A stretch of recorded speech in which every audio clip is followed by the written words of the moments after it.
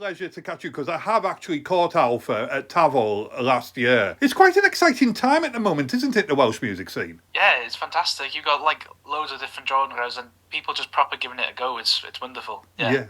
Yeah, that's it. I mean, can you give me a little bit of background about Alffa? So we're from a small village up in North Wales called Llanrug, the most Welsh town on earth, I think. Right. Yeah, me and Sean were in school together and just kind of bonded over music as time went on.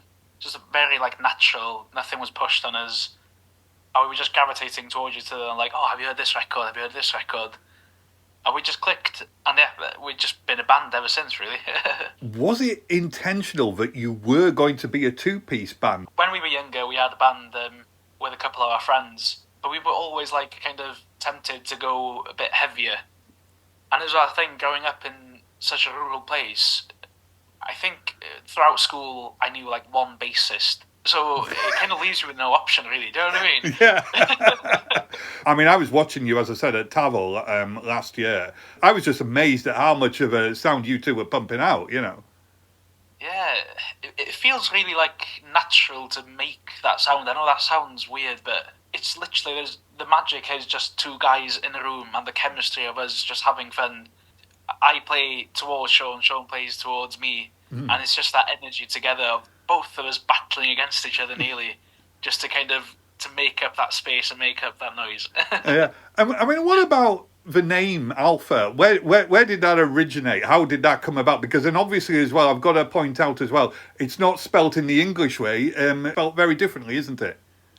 Yeah, so spelt in the Welsh way, and as innocent as we were, it literally came out of like physics class, so Alpha, Beta, Gamma, but kind of in a nice way. It's a quite an ironic kind of take on us as a band, really. We're nothing alpha male. We're just kind of two, do you know what I mean, guys having fun. Yeah, so it's kind of turned into something quite beautiful in a very innocent way. Yeah, from like a quiet North Wales village, and then from this, there's this huge, bombastic, huge sound which is coming out of there as well. Do you ever get any complaints about your rehearsals or anything like that? Where do I begin? No, it's been an interesting one. Like, especially in school and stuff like that, we used to practice in like a changing room for a while. That was great. That was probably the best practice room we ever had in school. Yeah, it is a hard one. When you turn into pubs and like smaller bars, people kind of look at you and think, I think I'm going to move and have a next pint somewhere else. Because I was going to say as well, you do look like two very sort of quiet, down-to-earth guys as well, don't you? And then when this sound erupts, and don't get me wrong, it's a wonderful sound. I mean, I really enjoyed your set, as I know so many others did as well. You know, it must be quite a bit of a shock to the system for some people, is it? Or yeah, I remember like in the first few years, we used to have loads of people like expecting us to be these kind of too macho and like very alpha men. Yeah. But now we're quite quiet. We just want to kind of enjoy ourselves, have a nice quiet time. Do you know what I mean? It's turned into something that I didn't really expect it to, but in such a beautiful way as well. Did you come from musical families then? Yeah, so Sean definitely more than me. So Sean's dad plays drums for Bryn Vaughan and a few other like Welsh bands. So his name's Graham Land, very, very successful, an amazing drummer. So Sean's always kind of been brought up seeing his dad playing all these like massive shows. My family, no, my brother played guitar when he was in like sixth form, and my dad was always like a Alarm fan, the Alarm. Right. Okay. Yeah. So I'm used to going to like to see them and stuff. I enjoyed music, of course, but it felt so far away. I only picked up the guitar when I was like 13. Right. So, that's only 10 years ago, if you know what I mean. Yeah, so, yeah. Yeah, it's been an interesting one. It wasn't like supposed to. Yeah, didn't get like lessons. Didn't like. Do you know what I mean? I can't read any type of music. Sean's much better than me. Yeah, understanding. Yeah. Music. Yeah. I mean, and how has that helped you through your teens, do you think? Because, I mean, obviously, there's so much going on these days as well, isn't there, as far as, like, the internet and whatever. I mean, I know this is all perfectly natural to you. You probably don't know anything else. But it seems to be much more pressure for young people these days as well and stuff. Has the music helped you both, do you think? To me, it's everything. Like growing up, going to see the Welsh bands, going to see and having like the opportunity to play with some of these bands. Just gives you hope, doesn't it? It's like when you're seeing someone on a stage shouting into a mic or like a drum solo, or I don't know, it gives you that little boost, that little hop in your steps sort of thing. And it's been sharing records with Sean, with our friends, like it's everything for us. What musicians have influenced you? It changes across the years. Like definitely the Alarm growing up, like my dad taking us to all these shows. Yeah, Mike Peters, a beautiful musician. People like Hendrix, of course. Yeah. Dan Auerbach from the Black Keys. It changes. Like now, I've been listening to loads of like more punk bands. So people like Crows, Dits, John ×2, Death from Above. But also, like I do love soul, jazz. Yeah, I kind of tend to go to whatever however I feel. I suppose it's quite a bit of a thing, really, for new musicians coming up as well, because there's so much more choice now. There's so much you can take inspiration from, isn't there? Yeah, of course. And to be honest with you, it's something that Sean's kind of helped me with over the years. Like making this second record now, I got into a stage of listening to like Kendrick Lamar and Action Bronson, which is like hip hop. I've never been into hip hop before, but Sean opened my ears to kind of like, oh, try this, and I'm convinced it kind of led me down different rabbit holes on this record instead of just listening to like just rock or just punk music. It gives you that little a different light on things. Yeah, you both came together, didn't you? Was it just prior to lockdown? Was it? We've been together since 2014. Sorry. Yeah. Always like I was in school. Took a few years to kind of get things going. Kind of overnight kind of success of Gwenwyn happened when we were still in school and kind of still finding our way. So we were only like 17, 18 around that time, and then everything was just going from like strength to strength. We were just kind of getting thrown around the country. 2 T's, just didn't know what was going on. Just about passing my driving test. Like, okay, shall we go here next? Yeah. Lockdown came and it was just like, oh, what's just happened over that last 2 years, you know? It was a beautiful thing, but scary as well. I was going to say, because, I mean, this is the thing, isn't it? To suddenly find lots of stuff happening for you. And it must have been a bit of a worrying time as well, I suppose, as whether or not you're going to be able to take the music forward after this, because it was such it was a difficult time for the media all over, wasn't it, really? Theatre, music, gigs and everything, because everything just came to a halt. Yeah, as in, to be totally honest with you, it really kind of took the wind out of our sails. That's why it's taken 5 years to create the second record. It absolutely sliced our confidence. I still feel to this day like the industry's still getting on its feet. It's basically on its knees since COVID, and it's a weird time, but kind of you get those little gems, and they drive you on. And I know with so many bands, and I don't think it's just Welsh bands, I think it's English bands as well at the moment, especially when you're sort of on the rise, so to speak, you have to hold down real jobs as well as be bands as well, don't you? I take it that's the case for both you and Sean as well, is it? So but me and Sean work full time. Sean's been caught up in work tonight, so he can't be listened to, and it's very normal to us. It's just kind of you work and then you play on the weekend. Very lucky. Yeah. When do you actually ever get time to relax then, or is that not on the agenda at the moment? You don't need to relax. No, that's it. Well, probably when you get to my age, you will. But there you are. But you're a bit way off that yet. Anyway, that's the key thing. I mean, and obviously, like, what inspires your songs? I mean, because you write your own material, don't you? Kind of so far, everything's been kind of our own experience of life. First record was always like kind of two kind of confused teens going through life, and then this second record has been a kind of we tried to write it in a perspective of.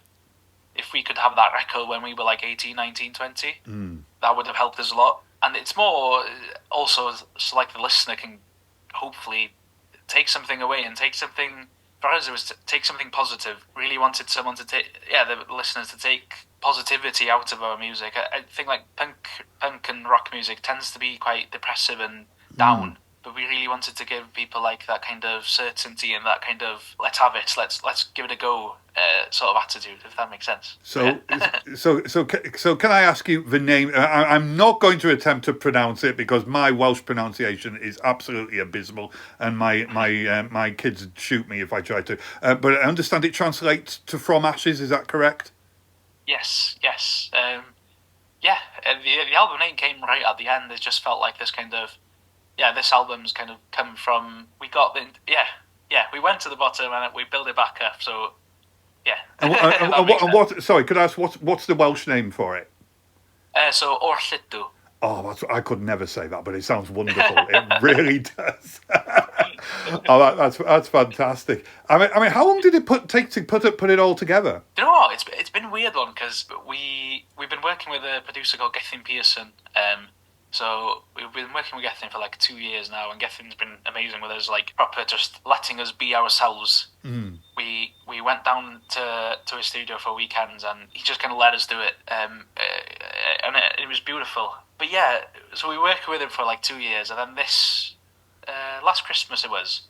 I remember telling Sean, like, okay, we really need to get a grip on this now. We need to kind of nail time down and get it done. So basically, the album was written between January and May this year. Wow. And all recorded in that time as well. That is really quite a quick turnaround as well, isn't it? Because so many people spend years recording albums. Yeah, I think, as you kind of mentioned before, like going into full-time work and stuff, we've always been like, oh yeah, we'll do it next time. Oh, we'll book a week off and we'll sort it. Yeah. And then as time went on, we didn't do anything. And me and Sean had these songs in us. It was so like oven ready. It was ready to go on the plate. Let's go. Let's do it. So we just said, right, that's end of May is the deadline. Are we writing and recording everything? Let's do it. Wonderful. Yeah. I mean, it was fresh still. I mean, and also as well, the thing is, I mean, you are very much a very strong live band, aren't you? You know, so does the album? Do you think that reflects you quite as we'd see you on stage? Yeah, definitely. It's like, as I said earlier, it's like we tend to just play things heavier. We're not into like metal music at all. No. But when we're together, it's that kind of powerful sound. It just happens naturally. So that's the nice thing about this record. It did happen naturally. That it wasn't like a sit down and let's think about this now. Let's change things. It was just let us be us. You're writing, you're recording. Do you have like more material in the sidelines as well to release new stuff into next year as well? Yeah, it's like we haven't been back to the studio since May, but we definitely. I think the best way to kind of communicate it is in a way of like. We didn't want this album just to be the kind of the second album and we're just going to take a break and everything's going to be all nice and cushy. It's like, this is only the beginning in a weird way. This felt like a fresh start for us. Like, the first album was great, we really enjoyed it, it was fantastic. But with COVID and everything like that, this feels like a proper time to click reset and give it a proper go. Yeah. We're grown up now. It's like, we're still young, but we understand more within the scene and within music, so... Yeah, we'll have plenty of stuff to come. As I imagine, the material, you're probably getting constant ideas for things. Yeah. And we were kind of hyper-focused on that thing of this isn't like the perfect album that's going to make us millions. It was just that kind of thing of this is that time frame album and we're going to do it again. And we're going to do it again and again and again. Yeah. That gives us more kind of drive instead of like, let's make this perfect piece and we can't change anything. That kind of ongoing kind of we're never going to be perfect, and it's fine. Obviously, with this album coming out and whatever, when is it due out, Dion? November 29th. November 29th. So that is actually coinciding with your Club Eva Bark date as well, I understand. You've got 3 dates around then. You've got London the night before. You've got Cardiff on the 29th and Caernarfon on December the 13th. So what are people... I mean, obviously, we're going to get tracks from the new album? Yeah. Near enough every track, I think. It's going to be a good one. We kind of treating them as like a kind of celebration, basically. There's a UK tour planned for next year as well, so these are just like 3 launch gigs to celebrate let's all have a big party. Yeah, it's going to be wicked. We can't wait. How are you going to plan a touring when you've got jobs then? Do you like have to book like a week off work or something, or 2 weeks off work? It's that thing of juggling your days off, juggling your holidays, holding on to the last second. Yeah, we'll make it work. So I mean, so when those announcements do come through, it's going to be important for people to ensure they get their tickets booked so that we know that you can come and play these venues as well. That's going to be very important, Please. isn't it? Please. Yeah, I mean, how do you cope as a band like that when you're planning gigs? Because I mean, again, I mean, we're seeing a lot of that at the moment, aren't we? For bands where they're encouraging people to buy the tickets as early as they can.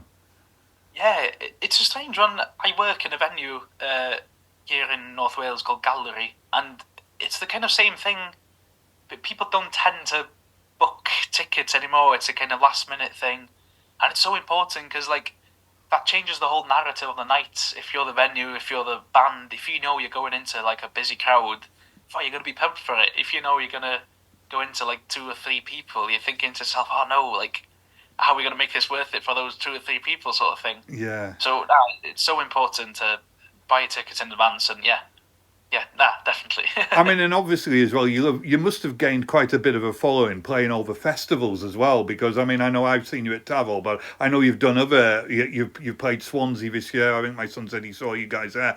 Do you pull in a new fan base by playing these places? Yeah, definitely. I think our kind of following tends to be, it's quite fresh. It's quite new. I think the second album and the kind of past few years of songs, they've all been heavier. So I think the kind of following has evolved. And yeah, and that's the thing, we never, without kind of shooting ourselves down sort of thing, but we're never going to be that band that kind of sells you out thousands and thousands of tickets straight away. It's like our music it's dying, like rock music is going slowly. It isn't as accessible. So we're always like open for new people to come and like, yeah, I know it sounds harsh, but like it's an ongoing thing, isn't it? It's like, yeah. Yeah. I mean, I know you've got a London date lined up as well. How do you find that the English crowds respond to a Welsh band, for instance? Is it an education for them? Yeah, yeah, you'd be surprised, like the amount of people that do come up to us and say like, "Oh, you've helped me learn this amount of Welsh," or whatever it is, stuff like that, which is beautiful. Like when you start writing songs, that's nothing you can't kind of comprehend really. But also we do quite a bit of materials in English as well. Yeah, the following is as important. Yeah, wherever it is. Yeah.